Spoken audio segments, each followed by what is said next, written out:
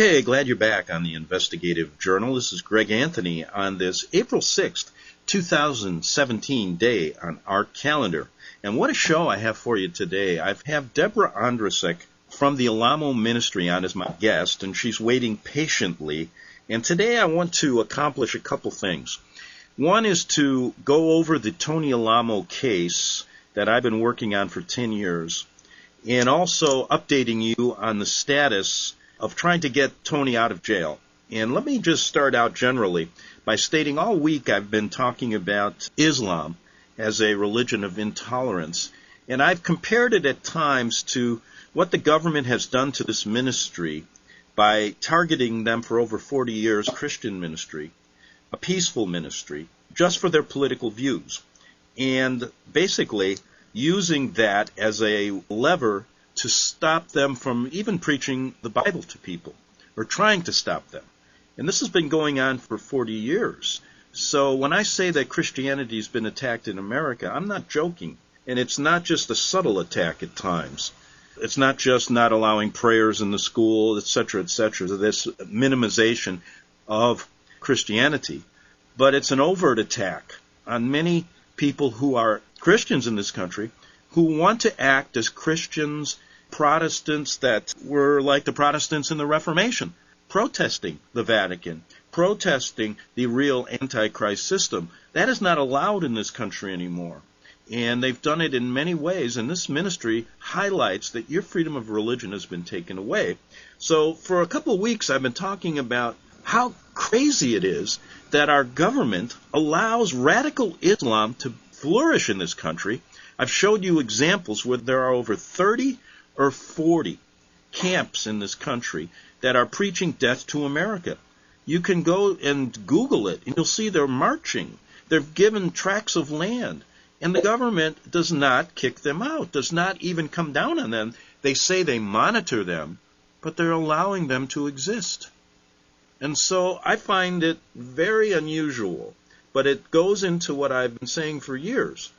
They are trying to destroy Christianity and Western civilization in this entire country as well as the world. And I don't say that lightly. I've got facts to back it up, and my shows have brought that out. So let's concentrate on this Tony Alamo story. Now, let me just give you an overview before I bring Deborah on to help us understand really, because she's been there every step of the way during Tony's trial, which was a travesty, during the kidnapping and taking of their children, where 35 children were taken without any child abuse shown, and now their illegal taking of their property. Now, for those of you who don't know about the story, let me just read this quickly. There's a website I started called freetonyalamo.com. Go to it. You can read the story, and then if you go to the top, you can click on the petition, and you can sign it if you choose. You can leave some notes. Many hundreds of people have signed it, have come to Tony's rescue, because we're trying to get him released this year. He's been in jail for a decade on charges that are just unbelievably trumped up, and also he was framed. Now, this Christian ministry and Tony have been targeted for more than 40 years by the U.S. government agencies, including but not limited to the FBI, BATF, CIA, and IRS. Incredible abuse. The FBI informants have come forward with sworn testimony. They were hired to frame Pastor Alamo for his biblical and political views. This sworn testimony was not allowed in his criminal trial for violations of the Mann Act, which I'm going to get into. This is really a key to this story and a key to how I hope the pardon attorney will listen this year, in which, if you look at this act, if you look at the examination of this trial, and the appeal documents indicate a miscarriage of justice in the worst degree. Furthermore, this ministry has been falsely depicted as a cult by government officials and an orchestrated media campaign of the ruling elite and Vatican-controlled powers in our government. Our goal is to get Pastor Alamo, he's 82 years old, released from prison this year. He was already served more than 8 years, almost a decade, of a 175-year sentence for crimes he did not commit. He's presently in poor health, legally blind, and needs proper medical care. Now let's start, Deborah, and I'm going to bring you in here real quick, because a key to this story is exactly what law they use to put Tony behind bars, the Mann Act. And I'm going to explain that to people.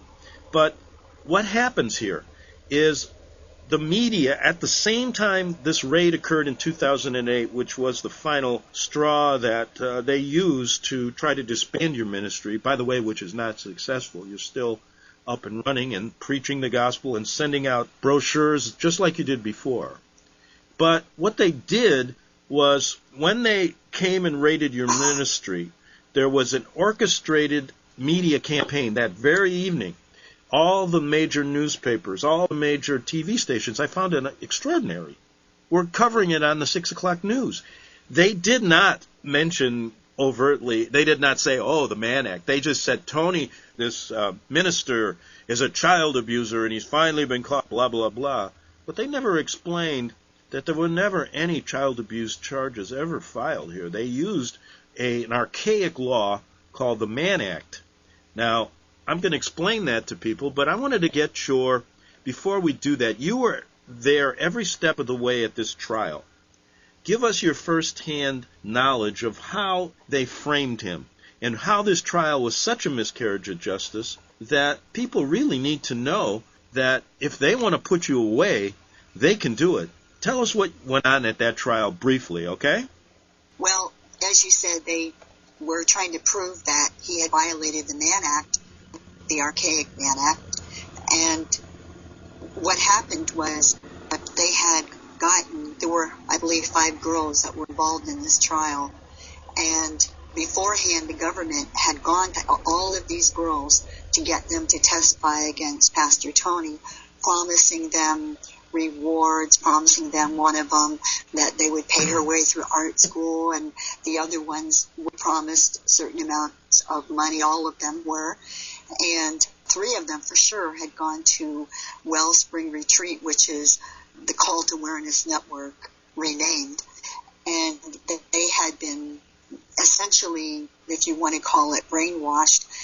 Any godly teaching that had been in them through reading the Bible and going to church, and they had taken out of them by a deprogramming method, which there's a lot of that's been written about that, and they had convinced the girls to go on the side of the government, and they had schooled them in what to say, and that's what they did. When they would get on the stand, they'd get up there and they became actresses. They had the tears, they had dramatics, and they also had Randall Harris, who was in charge of the FBI's raid on our ministry. He was in charge of bringing down our pastor and eliminating him from being able to preach the gospel as he did and expose the works of the Vatican and the one world government. And he was sitting in front of the witness stand, and as the girls would get up there, he would make little either hand signals or shake his head up and down or sideways, just in a subtle enough way where they could watch him, and they were already told beforehand to keep your eye on him, and if they didn't know how to answer something, he would tell them which way to go with it by his signals, and he did. And that's what happened, and those of us that were sitting there, we could see it. You know something, if I could break in, we got a lot to cover today, and what I wanted to mention here was that, so people understand this, if you listen to the nightly news that evening and all the coverage during this case, you would have thought that this man was the biggest child abuser known to man in the United States. You would have thought this guy had been abusing, that Pastor Alamo had abusing these children, that you guys were like mind control followers, which was totally not the case. Because, look, if Tony was a child abuser, people would have came out of the woodwork, you know, I mean, not just 4 girls who were backsliders, basically, that were hounded by the government. They didn't go to the government and say that Tony was a child abuser. They were coerced into saying it. Now, if Tony was a child abuser, and I've covered cases before where real child abusers were convicted, and you would not believe how many people start coming out of the woodwork. Take one priest, for example. When he was accused of child abuse, I believe it was in Milwaukee, Wisconsin, or one of the Midwestern cities. Not only did the accuser accuse him directly of child abuse, not using the Mann Act, which I'll explain, but then literally 20 to 30 to 40 to 50 people came forward saying, yeah, he did it back in 1975. He did it in 68. He did it in 80. So there was this is a pattern. Child abuse is, the people who are convicted of child abuse have a pattern. And it's not just something that happens one time. No one, that's why I put that website up, so I could get people to come forward. And nobody has ever come forward to say that Tony was a child abuser, ever, except for these 4 girls that the government used. Now tell me about, just quickly, and we don't have to go in depth, but why did they choose these 4 girls, you think? Well, they were girls who had, for one reason or another, left the ministry. And so they were out there and they were available, and the government went to them and talked to them, and they agreed. If you're offered a lot of money, they were given, I believe it was $500 million altogether, the total between the 5 of them, or among the 5 of them, and that money talks. And so they were willing to go along with the program to get what they wanted. They'd already turned their back on God, and they didn't care. They figured it was a great opportunity. Right. And so even, and we've done shows before where I believe even 2 or 3 of these girls recanted afterwards, saying they were sorry they lied about Tony. This was never put into any of the appeal documents, or if it was, the judges just rubber stamped what the court did, which was the biggest travesty of justice I've ever seen. And let me say something, though. We're going to get into Wellspring, where they sent these girls. You sent me something really interesting, an article that was written about them, and we'll do that in the second half hour. But in the remaining, we got maybe 14 minutes here. Let me tell you what they did. And you know this as well as I do, but I think the public needs to know this. If you were a prosecutor and you had direct evidence that a man was a child abuser, you would use the statutes on the books that are there designed to prosecute people who do involve child abuse, sex with children, etc., etc. But knowing they had no evidence whatsoever, what they had to do was to use this archaic law called the Mann Act. And let me explain this to tell people really what it is and how it's been used in the past. And I think you will find it interesting. This law was passed in 1910. It was originally intended to combat forced prostitution and debauchery. Its official name is the White Slave Traffic Act. Now, in recent years, this act has never been repealed, it's been amended. But listen what it's been used to do. In recent years, the Mann Act has been used selectively to basically, now they even wanted to try to, remember the Elliot Spitzer case in New York, and he was involved in the prostitution ring and the Emperor's Club, and they were going to try to get him on this, but they never followed through. But during the time of this great change back in 1910, there was a moral panic. The Mann Act was originally designed, like I said, to combat forced prostitution. The law, however, has been applied broadly over the years, and critics say used as a tool of political persecution and even blackmail. That's what they did here. They used this law for political persecution of Tony Alamo. Now, in the past century, thousands of people have been prosecuted under this. I might add, including celebrities such as Charlie Chaplin, Frank Lloyd Wright, the architect, Chuck Berry, and Jack Johnson, the boxer. Now, let me give you a little background on this so you know. There were allegations of racism. Johnson was a boxer. He was the first African-American heavyweight boxing champion. Was among the first to be charged in 1913.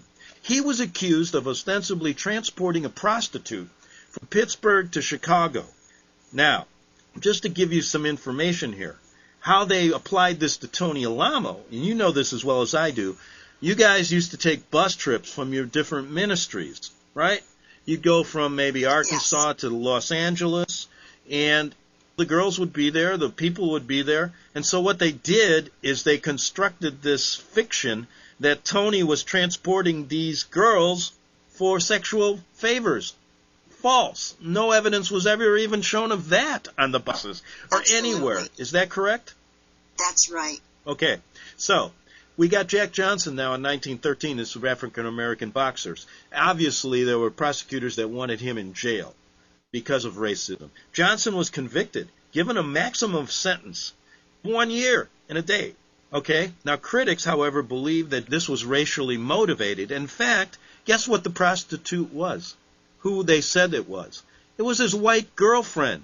She wasn't a prostitute. But because he went across state lines with a white woman, back in 1913, they had to figure out a way to get him. They did through the Mann Act. Now, in 1944, Charlie Chaplin, everybody knows Charlie Chaplin, was prosecuted under the Mann Act in a case stemming from his paternity suit involving the actress Joan Barry. Some believe the case was motivated. He didn't take her across state lines as a prostitute, but he was motivated because of his left-of-center political views. You see how they're stretching this law? He was ultimately acquitted, but his image in the U.S. never fully recovered. Guess what? Just recently, Chuck Berry passed away. He was given great accolades, even in the United States Senate. I watched as the Cubs opened up their baseball game, and they saluted Chuck Berry, but no one talks about in 1959, Chuck Berry was convicted under the Mann Act of transporting across state line an underage Apache girl who was arrested on prostitution charges weeks later. Okay, now in this case, it may not have been racially motivated, and there was never any proof that Chuck Berry benefited from her prostitution. We don't even know many of the facts, but they used the Mann Act because there was never any evidence that he did this, but he served 20 months in jail. Now, there were other cases of celebrities and other people of notoriety that they tried to use the Mann Act to politically get these people in jail. I believe they had to search for some reason to convict Tony, even though there was no evidence. Now, what I just said, doesn't it seem to me, and does it seem to you, that this is exactly what they did?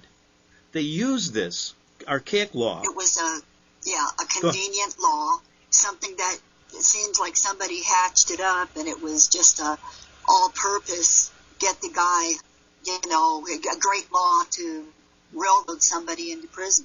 And I think what they were doing, and if I could just surmise this was going on, because I know how the legal profession works, and I have a law degree, so I have some understanding. I can see the prosecutors going, God, we got no evidence on this guy, but we got to get him away. They've already figured out what they were doing was, okay, our goal is to get him in jail. We got to stop him from preaching. We got to stop him from spreading these, talking about the Vatican the way he does, and it's growing. We got to stop him. So they've already made up their mind, we got to get him in jail. Even though he hasn't done anything, how can we do it?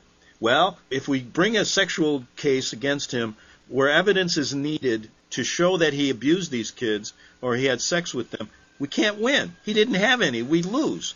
What can we do? Well, somebody go, wow, why don't we use the Mann Act? Look how it's been used in the past. We could get these girls to testify against him without ever showing there was testimony that he did abuse them. We could bribe them. We could do all these things. They're maybe not saying this in public, but behind the scenes. And we can use the people in the DHS, the Department of Human Services, to help us do this.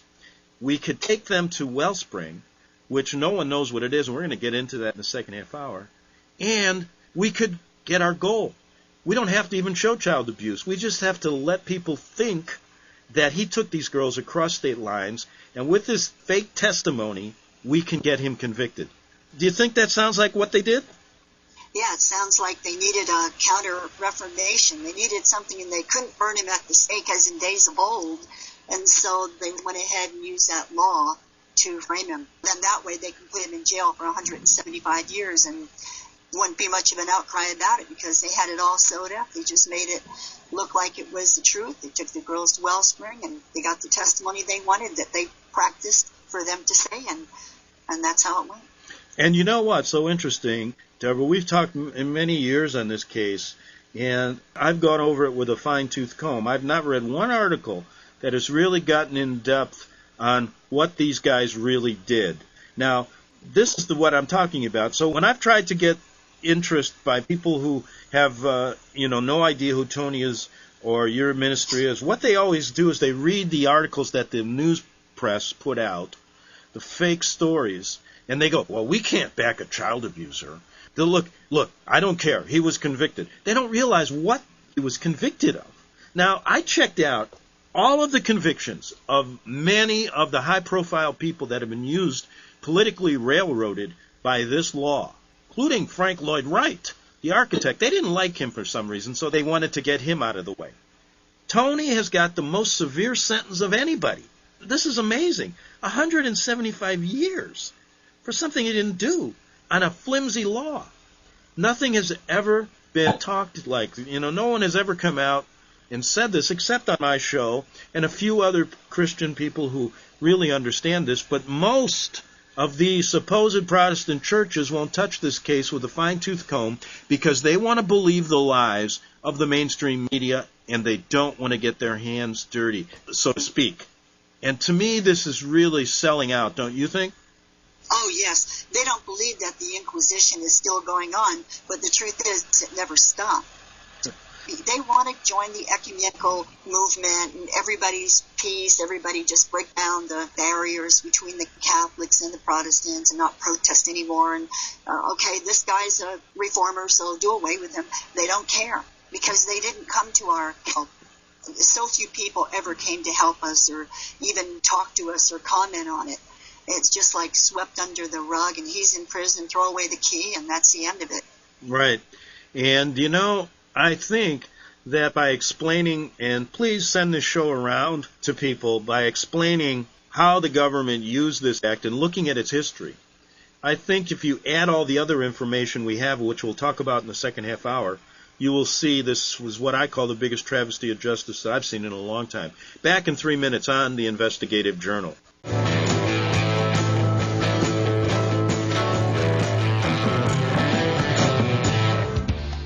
Hear it first on FirstAmendmentRadio.com and FirstAmendmentRadio.net. Okay, back for the second half hour of the Investigative Journal. This is Greg Anthony, and please go to FirstAmendmentRadio.com and get all my shows, as well as go to ArcticBeacon.com, and you can get shows going back a decade, many shows on this very subject we're talking about, the persecution of the Tony Alamo Christian Ministry. And if you want to get the ministry side of the story, which is rarely heard or never heard on the mainstream news, go to alamoministries.com. Okay, I want to pick up where we left off. We were talking about Tony being convicted under the Mann Act. Go to the first half hour to get that, as well as how they picked out 4 girls in the ministry who were bribed and basically coerced into testifying against him. Although there was never any evidence of child abuse, they testified that they went on trips with him or something, and we've done shows on this. Many of the girls since then have recanted and stated they did lie, but that doesn't matter. Tony still sits in prison. And before we get into what Wellspring or the Cult Awareness Network is all about and how the government uses basically what is a concentration camp to coerce people, and it's interesting, over the years, it's mostly Christians that have been essentially deprogrammed in this organization that is still being funded today. It's amazing, and people say there's no Christian persecution. It's amazing to me. But anyway, what I wanted to mention was that what we're doing is, and this is important, folks, we have to take this case to Washington. And what I found when you try to get a sentence commuted or a sentence reduced is a very political process. And at this present time, the pardon attorney or the commutation attorney, which is one and the same, has not been appointed by Trump, and the deputy of Obama's administration is still there. Nothing is moving out of that office right now. Now, with the commutation filed in the Tony Alamo case, it's a simple document. And what we have to do with this over the next 2 months, what I'm doing is I'm compiling a very in-depth letter that I'm doing, as well as all this information, including stuff we do on this show, as well as the petition with all of the people coming forward in defense of Tony. And although you can never relitigate this case with the pardon attorney, that's not the intention, is to go in there and relitigate it. What we can do is show how this has been a travesty of justice and all the evidence that has not been given, and basically that office is never going to come out right and say these judges, basically, they're going to play the party line. But what we can do is influence them through public opinion to commute his sentence as basically an act of mercy, okay? And that's the best that'll ever happen. And I say we can do it if we do it right. And what I'm planning to do is get all this information together, get it all compiled, and then what I want to do is get a number of people to come with me to Washington and to personally take this information, get the press there. You can always get people to latch onto a story like this, and we will say there is Christian persecution here. Look, Mr. Trump, you have said you want to help Christians. Well, here's a way. So we go there. We make a stand. We talk to the press when we're out in front of the White House. Then we go directly into filing the added information to his commutation, which I believe is the best way of trying to get him released. There has to be a public stand made, because that's exactly what hasn't been done because of the prejudice of the mainstream media. And before we get to Wellspring, do you think that's a good strategy? I mean, we can refine it. We can do other things, but I think that's what I want to do. What do you think about that? I think that it's a great strategy. Yeah, I love it. I can't wait. Maybe I can jump in there and go to Washington, D.C. also. And well, we've got some months. We got some months here, because what I want to do is I want to do it at a time when there's a lot of people around Washington in the summer months, maybe, because we don't want to go there in the middle of winter when nobody's outside, right? But nothing's going on in that office now, and there's so much going on in Washington that I don't want it to get lost in the weeds. So I think during the summer, when there's time and people around, we can really make as best of a stand as we can to bring this to light to the media. And I think we'll get media coverage. So anyway, that's what we'll do, and I'll keep everybody posted how we're coming along with that. And I will ask for people, and please send this to all the Christians in the country, this show, because I want people to write letters, and I want to attach those as well. So I want people to start writing in defense of Tony. And maybe you could help me with that too, Deborah, to get people to do that, and we can compile all that information. Okay, back to Wellspring. People don't understand what happened here now. You told me that this isn't something new that just happened in 2008, that this goes way back, where they've been refining their techniques to get you guys. Tell us how even back in the 70s and 80s, they were using what was then the Cult Awareness Network, which is now turned into Wellspring. Go ahead. Yeah, I mean, I could name probably 6 or 7 people right off the top of my head that I remember that they came to our ministry and they tried to kidnap out of there. And a lot of them they were successful with, because they would bring the Los Angeles Sheriff's Department up there with their cop cars and their guns. And if there was a selected person that their parents or a relative had paid to Ted Patrick and the Cult Awareness Network to kidnap out of our ministry, then they would take them out of our ministry, and they took them to their, what we call now, Wellspring Retreat, and they would brainwash them, and they would go through a period of weeks of just telling them horrible, negative things, and in some cases people were raped by these thugs that were doing this. And Ted Patrick, who was used mightily in this horrible anti-Christian deprogramming situation, he received jail time for it, for false imprisonment. And actually, my husband was kidnapped in, I think it was the end of 1976. His parents, they actually paid these people. That was when we were in California, and they took him down to Redondo Beach. And when they were switching cars to get into a different car, he ran. He decided to run, and he heard his dad say, "Don't shoot." They had guns, and they would have shot him.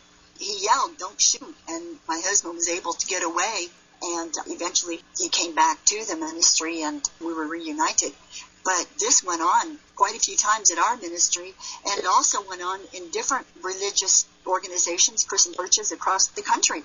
They were doing this on a regular basis, and it was great experience for them. They gained a lot of knowledge on how to refine their technique and be able to coerce people into going against what they originally had believed. And this is what they did to several of these girls that were witnesses against Tony.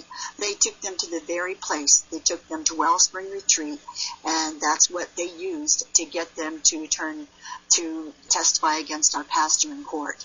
So anyway, they find these girls. The government then uses this place called Wellspring, which back in the 70s and 80s, what you were talking about, was called the Cult Awareness Network. And yes. they had some problems when some things came to light that were pretty, close to what we're talking about, where there were some reports that they were deprogramming people, so they got some public attention back 20, 30 years ago. So they basically had to get rid of that program so there wasn't any more public outrage. But what happened was they created Wellspring, which is basically the same thing. Now, for people that you sent me an article which is quite interesting, and I would like people, go and Google it, just go Wellspring as a concentration camp, and you'll probably get the article. But it says this in the headline: Wellspring Retreat is in fact a concentration camp where kidnapped victims are imprisoned and terrorized by the same cult awareness network deprogrammers that existed way back when. Now, the important thing to understand, and I'm going to read some of the article, many of the people that are taken here, some against their will, some by force through the government, like they did in your case, where the government gets together with these people and they spend time deprogramming them and offering them gifts, so when they get to court, like they did in your case, they basically are deprogrammed to lie. And as you said, when you were in court, they were also being coached and tutored by the FBI agents who were sitting in the front row. Now, this mysterious compound exists today, folks. This is where the four girls went after the government got a hold of them in the Alamo case. So basically what they were doing was, during the time of the criminal trial, they were also taking the children away using DHS, and 35 or 40 children of the Alamo ministry were taken into custody, and all the parents then were involved in this huge case to get their children back. So they were using both techniques here to sway the jury in Tony's criminal case to convict him, as well as to then take the children away from the parents when there was never any child abuse found. And they were successful. And this shows to me we are living in a police state. Listen to what this place is. It's a mysterious compound that sits among 387 acres of woodland in a remote area. Local residents hear stories of special construction and inside doorknobs, even bathroom doors that have no doorknobs. Really crazy things. Warning signs discourage the casual inquirer, and the serious investigators are barred from coming in to really check this place out. This is the Wellspring Retreat Center, they call it. But it's run by canned psychologists, board members named Paul Martin and others. It's located on a farm outside of Albany, Ohio, and it's only reachable by dirt roads. It's described as a rehabilitation center, but in fact, people who are researching this say it's a concentration camp for profit, where kidnapped victims, many that we just talked about in the Alamo ministry, can be held for days on end to ensure that this deprogramming is successful. The name Wellspring harkens back, they say, to the Orwellian big lie. For those who enter, leave anything but well, ensnared and changed in spirit, and stripped of once deeply held beliefs. Although CAN's executive director, Cynthia Kaiser, has for years denied this, many people say otherwise. And let me just paraphrase and then get back to Deborah. Many of the people that have been taken here over the years are from Christian groups. Hundreds of individuals, mostly from Christian groups, have been taken away and put into Wellspring since 1985. Staff deprogrammers are renouncing Christian values right here. Isn't it interesting that they're using this for Christians? I don't see many Muslim radicals being deprogrammed. Do you, Deborah? Isn't this interesting? No, not at all. Not one. And so when people say there's no attack on Christians, how come we haven't heard of Wellspring in the news here? Was this ever brought up in the trial, what this place was really like in Tony's case? Of course not. So, there was never a word about Wellspring in the trial, right? No. Okay, so let's go even a little farther.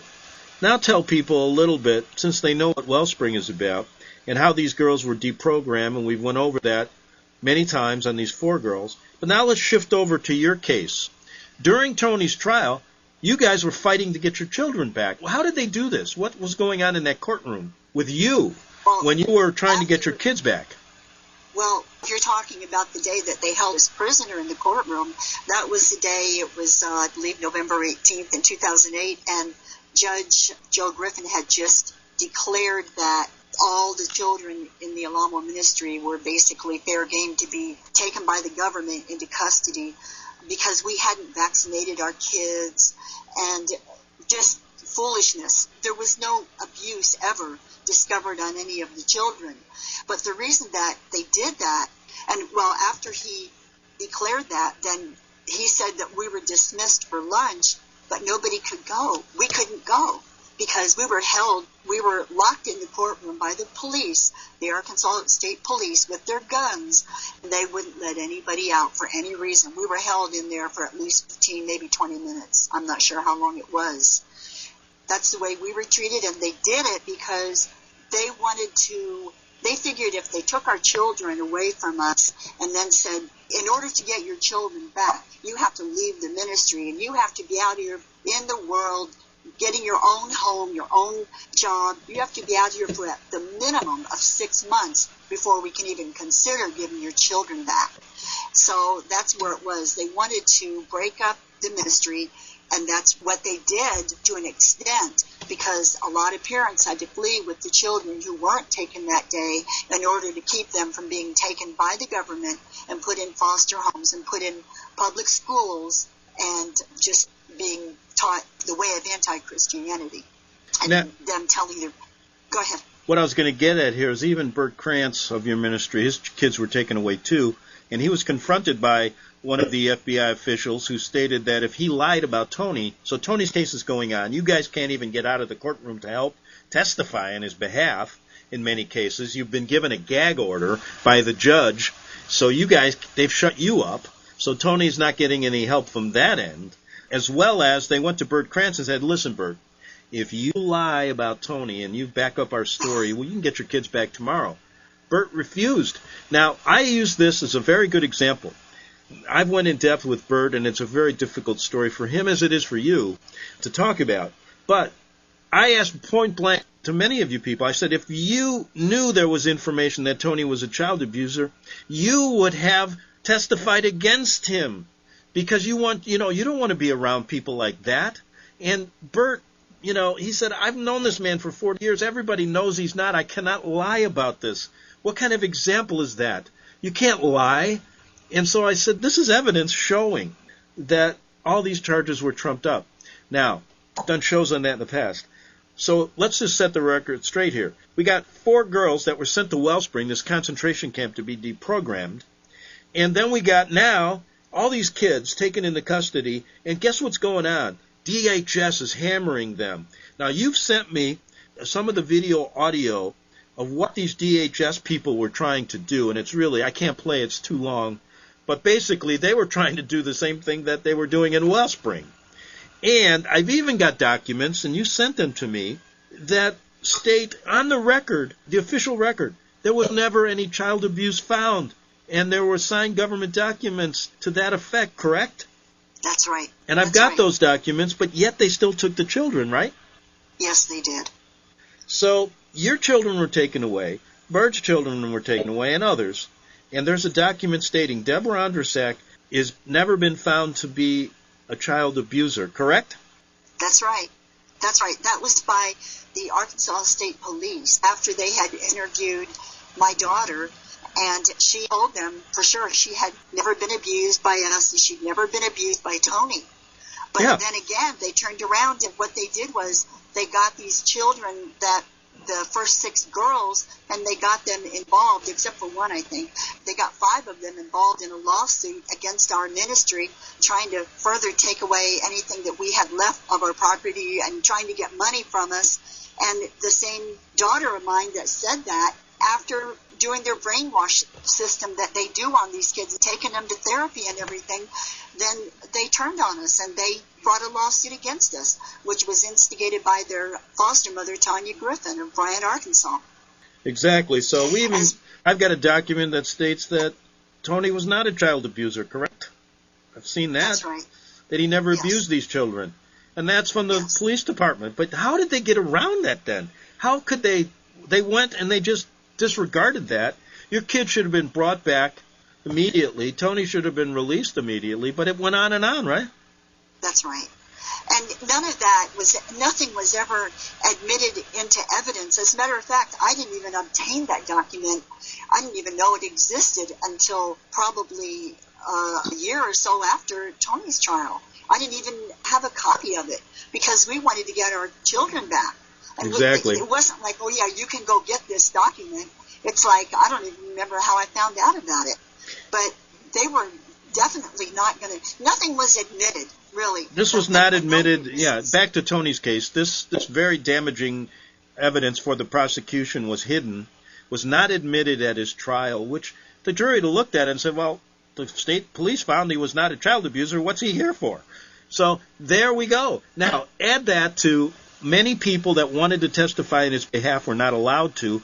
In your case and other people's case, you were given a gag order in your case to get your children back.